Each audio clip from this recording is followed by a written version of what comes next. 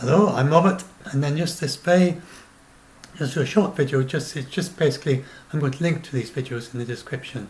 So I'm not going to play them. I mean, because you could play them easily enough. But I just want to draw your attention. So this idea, one person can grow or regenerate a forest. So this is a rather nice quote from Edward Everett Hale. I am only one, but still I am one. I cannot do everything, but still I can do something. And because I cannot do everything, I will not refuse to do the something that I can do. And it's quite a good article to do when you're surrounded by gloomy people and you're getting the impression you can't do anything. And just do what you can. So people get overwhelmed. So I was talking about yesterday about positive framing. You look around, there's so much positive things that are being done, and you can do positive things yourself. And don't need to feel it's got to be a huge big thing. And just some little thing that you can do something positive. And these are rather inspiring examples of several people who have created a forest. So this is a chap in India, and this is another chap who's in where is it? It's Ecuador, Ecuadorian region, and he's created a tropical rainforest from nothing, and then he's created another forest from sand, just in sand dunes. And it's on an island that was going to be washed away. The sand is gradually getting washed away, so it's a very big island, the biggest island in the world, I think, in the river. And it's gradually being washed away, and he's planting these trees, and he just did it by hand. He just planted a tree every day for many years, and then I go on to, so I want to talk about the. What should I talk about? I'll talk about that in a separate video, because I'll talk about that in a separate video. The videos of good things happening in the world. So I'll click this as well. So this is to do with inspiring you with the positive. Well, I'll talk about that very briefly as well. I'll put links to everything down here. So then here's some forests that are being grown in various parts of the world. Look at them all these projects, reforestation, and this is the very remarkable. Happened in China. That's reforestation that happened in China. Reversing desertification, some forests, some farmland. And that was over a very short period of time, 1995 to 2009, just 14 years, got from there to there. That is not Photoshop, that's before and that is after. A very large area. So more trees growing, more trees. This is from there to there, and that there to there. The same thing. So the many forests being grown around the world, and that's Finto, and that's another one from there to there. So, and then this is the project to grow saltwater greenhouses in a desert, and this is using seawater to irrigate a desert. Explain how it works here, and it's actually happening in Australia, and it could be used in quite a large way in the deserts, in the Sahara Desert. And basically it's a little bit like space technology, but far less costly, far simpler. Salt water comes in like that, it's evaporated by the sunlight, and then you get the salt as a byproduct, and you get the cooling down, condensation, and then you get actually fresh water coming out, so you actually refill the aquifer in the desert, and you actually get moisture on the outside, and you actually get trees growing outside on the desert. And see all those trees, this is the outside of one of those greenhouses, and you can see the moist air in the desert has caused trees from where it used to be desert before, and that is not being irrigated. That's just the moist air that's coming out of the greenhouse. So there really some wonderful things going on in the world. This is someone who many species that returned to this person who restored large areas of their land to tropical rainforest again. It used to be completely demolished, completely degraded, and it's now back, and all these species have returned. Look at them all these species have returned to their patch of rainforest. So this sort of thing is going on. These positive things are going all around the world. In just about every part of the world there are people doing these positive things, and you also can do these positive things. Just look at them all.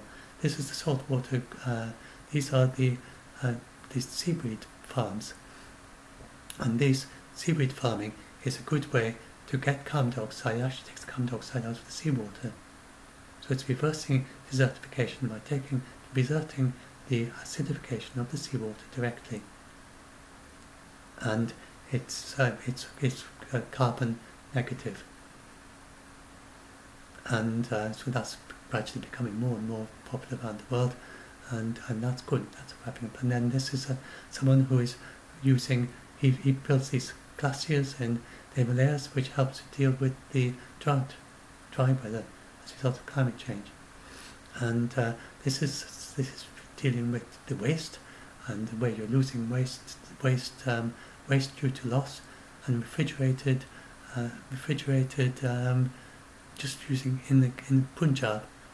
Then the farmers were losing as much as a third of their 32% of their harvest because they don't have refrigerated lorries, basically. And so, in large parts, we don't realise that because it's so obvious to us that we should have refrigerated lorries. But if you go to the least developed countries, then many farmers lose a very large part of their crops because they don't have refrigerated trucks. And they know that they will actually save money with the refrigerated trucks, but they don't have the capital to buy them. And another thing like that is that, for instance, in Brazil, then many of the farmers in Brazil, then they part of the reason they need so much land in Brazil is because the farmers there can't afford to reseed the grassland. So they have only half the number of cattle that you would have on the same grassland in the United States, because they just have the native grass and they can't reseed it. And so there are projects to introduce reseeding to Brazil, and obviously if you would have twice the same amount of cattle in half the area, that would hugely reduce the pressure on the rainforest. So these projects are going on, and there are many projects going on like that. So Brazil has the capability, if enough investment is put into such things as reseeding grassland and other ways of more efficient use of the land. It's in fact just the natural progression that's already happening will probably mean there's very little pressure on the forest in the middle of the 2020s, and it would certainly be possible with more investment, more help, that they can reduce the pressure on the forest much quicker. So we have this the people in the West sort of look at the Amazon and say, oh, you shouldn't cut down the forest, stop cutting down the forest, just stop cutting down the forest. You have people basically saying that to Brazil. They're saying, Brazil, what are you doing? Stop cutting down the forest, just stop. That is not the way to do it. Because they need to grow their crops, they need to have their cattle. What you need to do is an integrated approach, where you say to the people in Brazil, give us scientific assistance and financial assistance where it's needed to help them to make the changes to reduce the pressure on the forest. And that's where we should be at. We should have an integrated approach. And worldwide we should be doing that. And we shouldn't just tell people to stop doing something that we see as being bad. And it's very much pot calling kettle black to start to say that the Brazilians are bad for cutting down their rainforest. Now, of course, I'm saying it really is very desperately sad, and we don't want to cut down rainforest, and especially indigenous people, and it's very important. And some of the things there, especially the mining as well, and gold mining in the forest, and all these things, definitely need to do both. So we need to find a way of making sure that stops. But we need to bear in mind that, for instance, in Europe, where I live, the United Kingdom, the United Kingdom used to be completely covered in forest. We were like the Amazon rainforest, and people were living in the forest. And that's just a few thousand years ago. It's nearly all gone. I'm in Scotland. Look around the Scottish landscape, it looks very beautiful to our eyes. But if you could take someone from a few thousand years ago and take them to here, they'd say, what have we done to all the trees? They're just gone. And they would just be astonished that all the trees have gone. And that's basically what's happened to Scotland. Over most of Scotland, the trees are gone. They used to be completely covered in trees, and we just cut them all down. Or we have used sheep and other things of grazing and create a situation where no new saplings grow up. So we've done the equivalent of the Amazon rainforest and much worse already. The only difference is that our forests are not so biodiverse as the Amazon rainforest. The Amazon, even a tiny patch, may have unique species. So it's more critical to try and conserve the Amazon rainforest. And also, well, there were indigenous people in the forests here in the United Kingdom, of course, way back then, when the Romans came and all the other people came and they did their various things. And they cut down the forests, and the clearances were the most recent, where they sent people off to the Americas, and not a lot of settlers in the Americas, but people who used to live on the land in Scotland, and they were cleared from the land. And they're not that different from the indigenous people who are being cleared from the tropical rainforest in Brazil. So these things we need to stop them in Brazil, but to try and get a bit of perspective on that what Bolsonaro and so on are doing in Brazil is not really much different from what the English landlords did in Scotland, for instance, and at one point. And then there were various other stages in history, and what we did with the iron smelting. So in the industrial period, when there was iron smelting, then we cut down loads and loads of trees, and lots of forests were gone then, in order to burn the wood for things iron smelting and building ships. So back when ships were made of wood, then large numbers of trees were cut down to make ships in the United Kingdom. So we've had the same things going on here as it's going on in Brazil. So try and get a little bit of perspective on that, and it's all the positive things going on. We're changing this, we're turning this around. There are loads of positive stuff going on, and we just need to be much more, I think, more compassionate, more open, more listening, and more open heart about what's happening in places like Brazil, instead of just saying, oh, Brazil bad, UK good, or something. Or United States good. It's not like that at all. And to do what we can to help people in all these countries around the world, that we are working together in solidarity and sharing what works. And so there's so much positive going on, so many positive things going on. And here's another one, in Bangladesh. So now in Bangladesh, and they have these floating farms where these ingenious ideas that are developed in situ. So the solutions are not always imposed from a distance. Indeed, this is the key to success, is working with local community. So I'm not talking about NGOs going to Brazil and saying, we know what to do with your rainforest, this is what you've got to do, go and do it. It's not like that. It's the local communities, but they have a big problems of capital. They know what they want to do, but they can't access the capital. And that is where you would get very low interest loans, for instance, and without defaults, things where you make it very easy, and they don't have the problem that they're afraid they're going to go into debt and they're going to lose their farm. And if something goes wrong when they reseed their farm, when they reseed the crops, or they just can't access any form of credit at all. So and then it's the people on spot know their land much better than anyone else. A farmer will know every spot of his land and know how it works. And there's this little bit marsh and this little bit, you've got a particular kind of a soil and so on, and this is where the river's going down, this river sometimes floods, and so on. So they know it much better than anyone who's coming in and looking at it. And then the people coming in will have new insights into it if you have advisors coming to help them. But the local people, they make the innovations often themselves. And this, for instance, are the floating farms in Bangladesh, where they're actually floating on, and they also use salt water for the shrimps and crabs as well, these floating things. This is now conservation, what is this about? Oh, koalas and conservation of koalas and so on. So this is about all the things being done in conservation of the Tasmanian devils, for instance, and the work they're doing nesting boxes for the possum nesting boxes in Australia. And what else?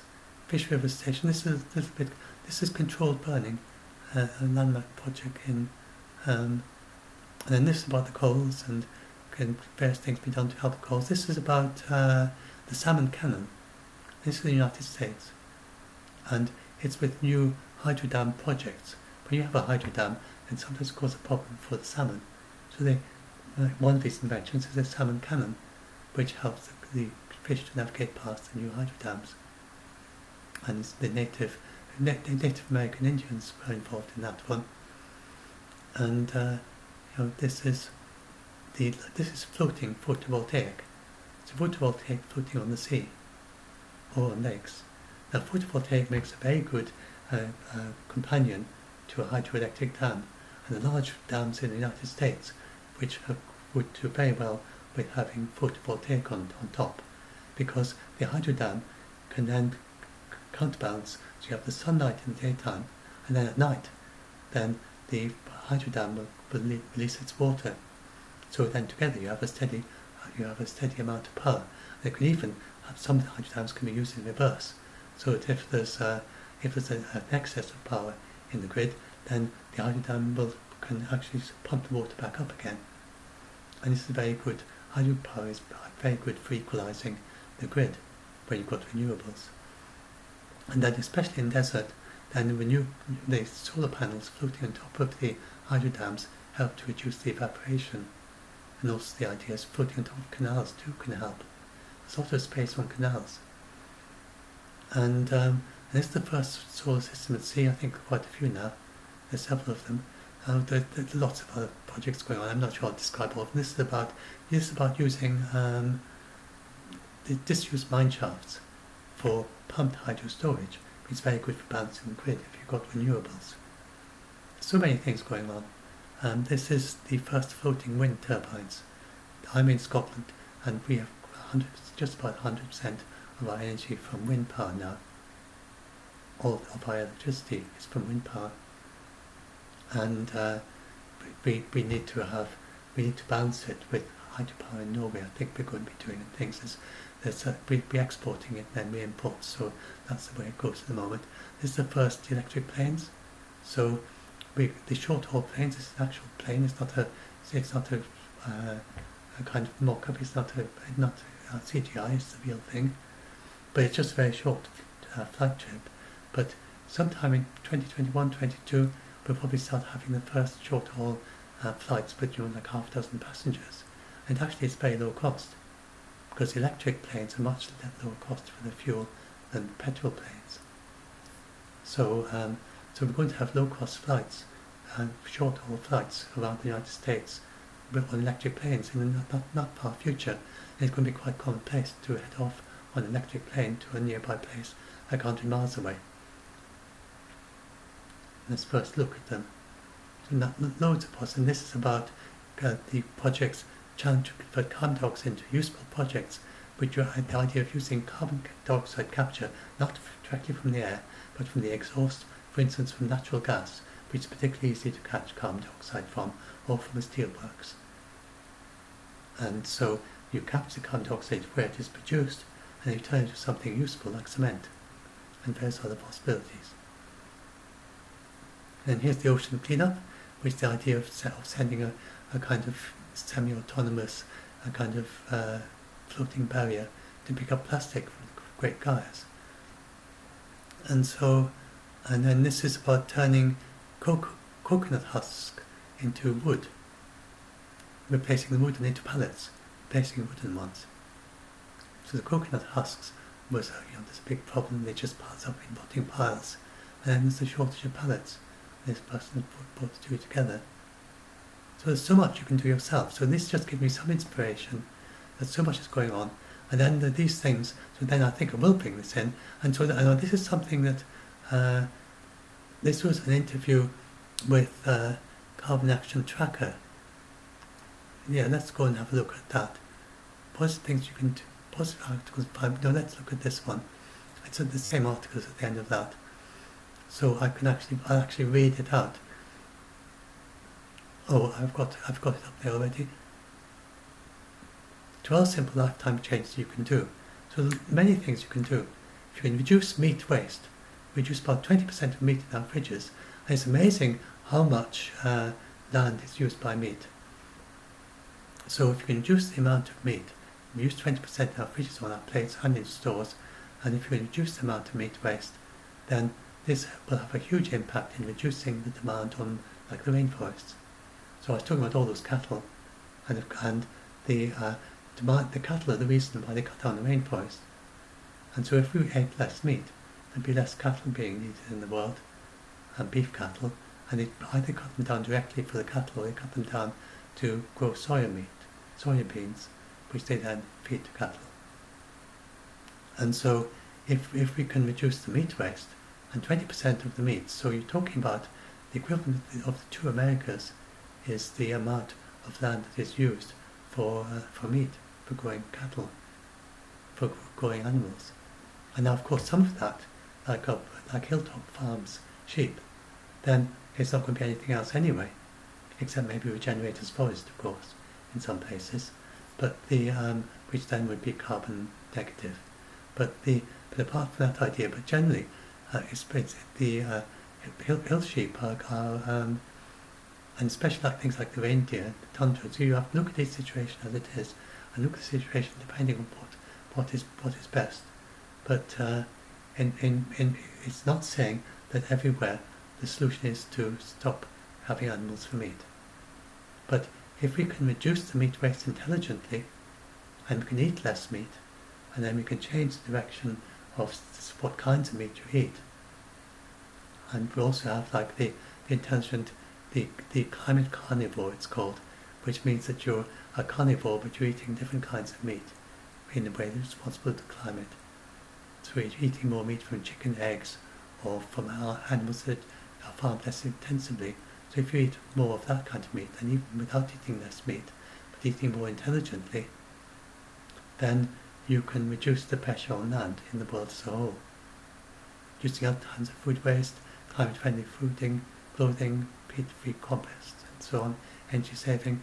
I've talked about some of these things already, and these so I've got quite a few examples there. I'll put that passive homes, making a bug hotel. I mentioned that a bit earlier. So many positive things you can do. And now what's this about?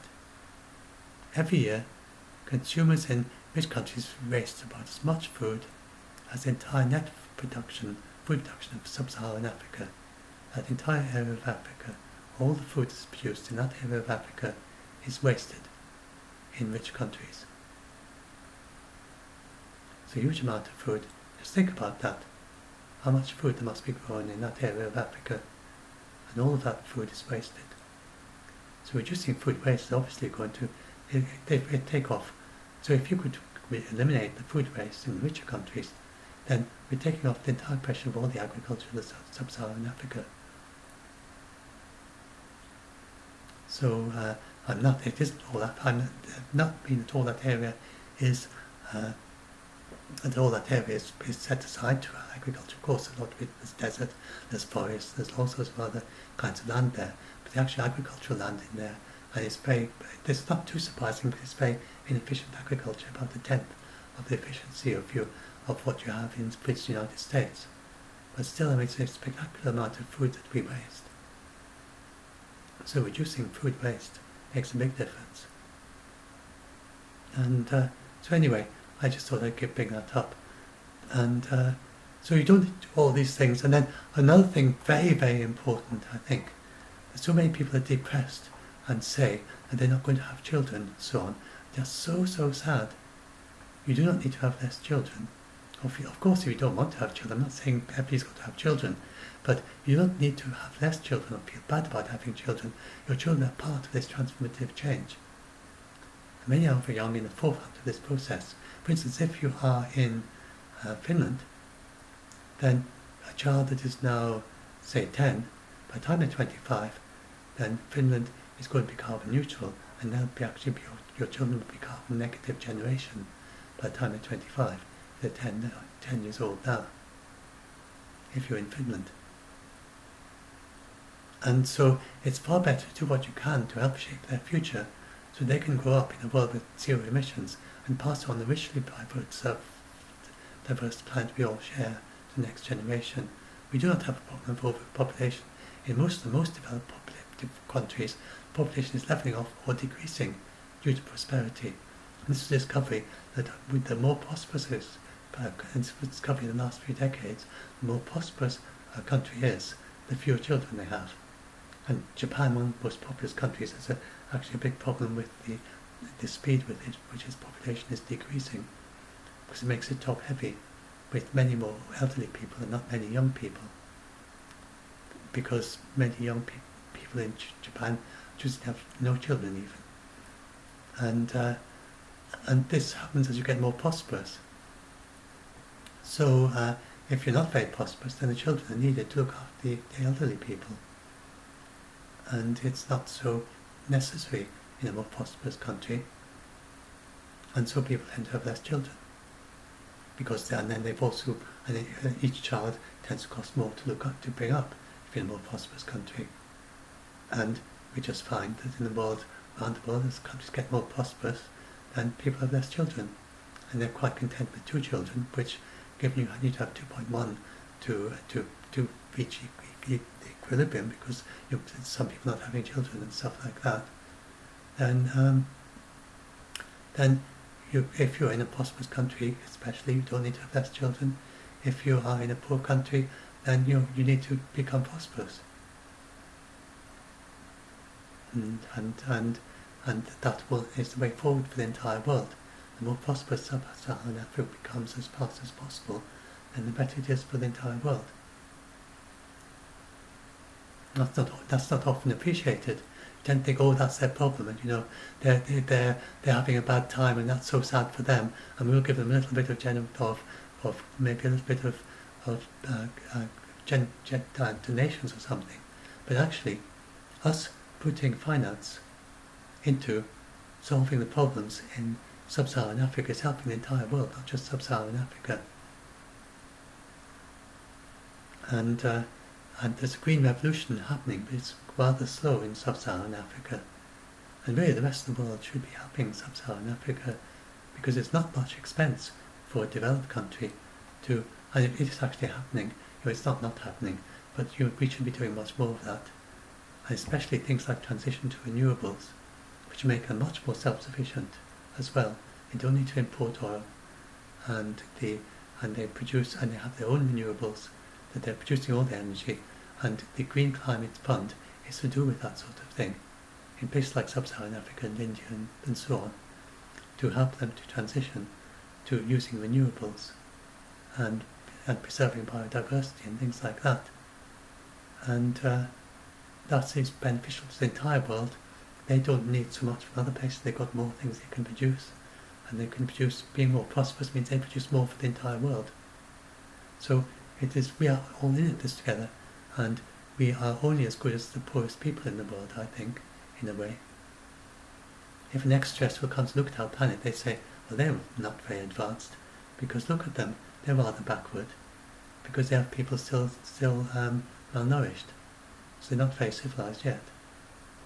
They wouldn't look at the most prosperous. They would look and they'd be shocked, and they'd see these people starving, and they'd say, well, their civilization is a very early stage. They're not very civilized yet.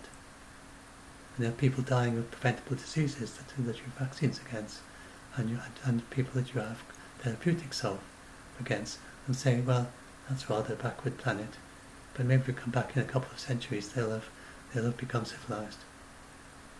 They won't look at our rockets, which will seem rather childish things to them. They won't look at the rockets and say, oh, how impressive, how far ahead they are. They would look at us and they say, well, look, they've got so much starvation going on, they've got these illnesses that are preventable, and they haven't done anything about it in these particular countries.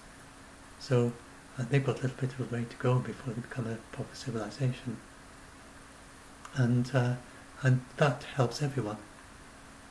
So anyway, so this is actually happening.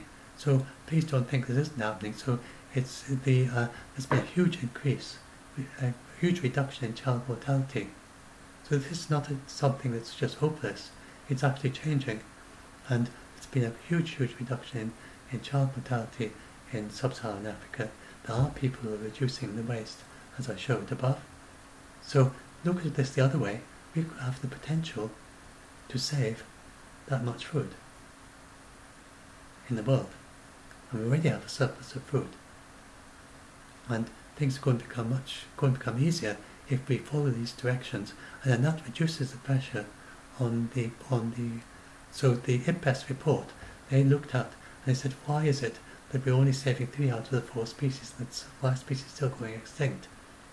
And because with so much effort being put into preserving species, there's an awful lot of work being put on that around the world, yet it's not being nearly as successful as you expect. And they identified the cause as being because we're also putting subsidies into fossil fuels and also subsidies into actually directly destroying rainforests and things. And we're just subsidising destruction of nature's services. And again, the next stress we're looking at us would say, well, these aren't very civilised people yet, because they haven't actually managed to figure out that it doesn't make sense to subsidise destroying your biosphere. So they're rather primitive species.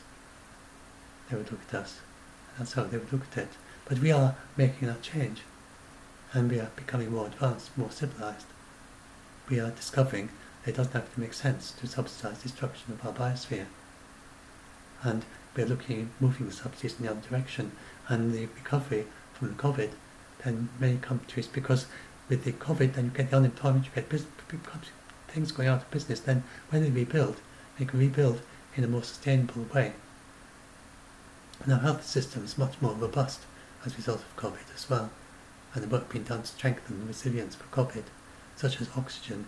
So in sub-Saharan Africa, they now have the ability to treat children with pneumonia with oxygen, and they were dying before. And that's all because of COVID, because they got this huge funding in order to strengthen the resilience to COVID. And then instead of just sort of shipping bottles out to them, the WHO very sensibly instead shipped out to them the technology to make their own oxygen. And so the many countries here could now make their own oxygen that couldn't before, their own medical oxygen. It's not that difficult technology. And it doesn't take long to set it up. They just didn't have the finance for it. And so the many children's lives are going to be saved in the future decades as a result of that. And this is something we could have done decades ago. Medical oxygen is hardly anything new. They could have done that in the mid-20th century. But we're doing it now at last. Hooray. So this is really where we're going, and I think it's been really rather striking with the COVID-19 pandemic how much countries have come together and they're doing these positive things. And the vaccine eliminating COVID-19 from the world is going to be a very positive thing, because we can do it. It's entirely feasible to eliminate it from the world in a few years, by 2021 even, if we, with the amount of vaccines we've got, or 2022. Now, we could have done that with any disease. We could have eliminated measles. We could have eliminated polio if we'd liberated the funding that has been put into COVID. Then we could easily have eliminated measles years ago, or polio. And polio is nearly gone, but we had to use this attenuated vaccine because it costs less than the inactivated vaccine, even though it had problems.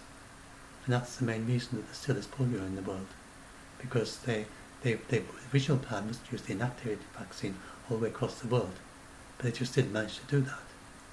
And so they had to go back to the attenuated vaccine, which is old technology. They now have, the Gates Foundation is developing a new attenuated vaccine, which doesn't have the possibility of reverting to polio, but the attenuated vaccine very occasionally reverts to polio through the fecal oral route. If it goes to someone's stomach, and then in those conditions, then if it goes into the water, from the excrement into the water, and then gets drunk by someone else, then you get the polio, the full-blooded polio can resurge again. So that is the reason there's still polio in the world, because they couldn't afford to roll out the vaccine that we actually have, that was developed in the 1950s around the entire world. So what we're seeing happening with COVID-19 is a very, very good beacon of hope for the future, that we can start doing the same, hopefully, with other vaccines in the future, because it helps the entire world. It's much safer for everyone if there's no malaria in the entire world. Malaria is extinct. if polio is extinct. Then, if tuberculosis is gone from the world, if any of these diseases are gone from the world, it's going to be a big, big plus for the entire world, for everyone. Some diseases you can't get rid of, like yellow fever, because it's got a sink in the forests, but or like tetanus. But you can have a vaccine for it, for everyone who is vulnerable to it. So, anyway, so that's that. I hope so. So this is, again, I was talking about positive framing. So this is the positive framing, and this is all the meat that is from livestock, region from livestock. The map is just roughly equivalent to the area. And if you could save a fifth of the meat waste from livestock, then that's a pretty large area you can save that reduce the pressure on the rainforests. So yeah, what else do I have here? That's 50% last meat, which is that's and this is I'm going to another time. So, oh yes, this is showing dietary land use versus beef. And what is that?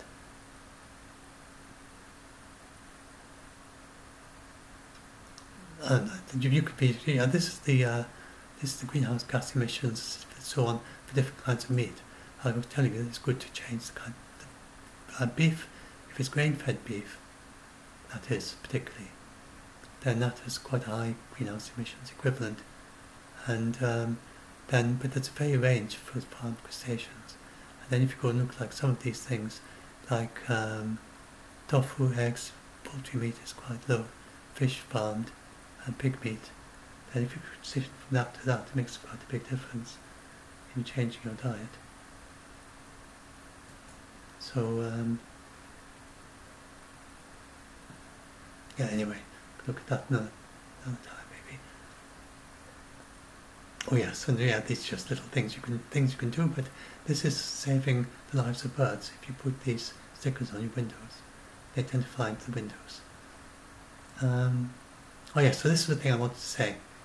This was about the 2018 report. We've got so much negativity, and people just saying everything is hopeless. This is the positive framing by Deborah Roberts herself, in one of the co-chair of the IPCC Working Group 2. And it says that the report talks about 4 transitions the world has to make to, has to go through in terms of energy, land, cities and industry. That's a really empowering message, because it means that each one of us as individuals can make choices about the energy we use to move to our land lives, about dietary choices that impact on land use. It tells us that each of us can change the way we interact with the world's cities, the transport we choose to go to work and to play. It also talks to us that we have power as consumers in terms of directing where industry goes and goods are manufactured. So overall, a real call to action. So that's when you look at the things you're buying and decide, do I want to buy this because it's more ecologically friendly? And so that was part of the message in 2018, and I didn't see any of the newspaper articles that actually mentioned that at the time. Basically, they said it's hopeless. They said that their message was that it's hopeless, that we need a carbon tax of thousands of dollars per tonne, and that was a New York Times mistake, and that there's nothing we can do about it. And that's what I call negative framing. And positive framing is what the IPCC themselves do. So what I do is what they also do. It's nothing new to me. It's just that journalists don't tend to do it. So there she is positive framing. She is doing positive framing. But that's what I mean by positive framing, what she is doing there. It's saying that that's a really empowering message. That's positive framing. So, and then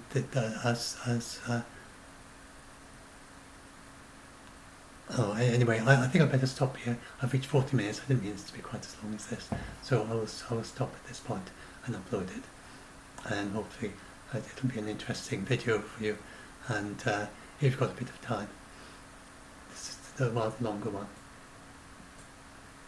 Yeah, so just say a little bit about our group, Doomsday Debunk on Facebook, and then where we have fact checkers and fact check various things, and then we also have the. This is not like we are all voluntary. I think actually it's good not to be paid fact checkers. So we are voluntary fact checkers. We are there to help people, and that's basically what we do. Nobody's paid anything. And to do the fact checking in the group, and then then we, unless you have, I'm just hesitating for a moment because there's some people have YouTube channels and sometimes somebody might be earning something from that. I'm not sure if there's anyone like that in the group still, but that I mean that's of course is fine, but I certainly get absolutely nothing. I'm totally voluntary in this, and most people in the group are totally voluntary, and that's not that's just not where we are at. So I think it's quite important that. So it's a voluntary group. If you want to join, it's a voluntary fact checker, and also if you want to join us, and especially if you have some knowledge, expert knowledge, then you're very, very welcome in the group. And then in the other direction also, if you're scared, then do join our group and please help with the positive framing. The group is basically about positive framing too. Positive framing, not in the sense of denying, not sugarcoating, but doing what Deborah Roberts did there, about empowering, and about explaining how the situation we are in, a very empowering situation, we can do things, we are doing things. And it's a very empowering message. It's about positive framing, is about empowering people. So anyway, I'll stop at this point and upload it. I hope you find this useful.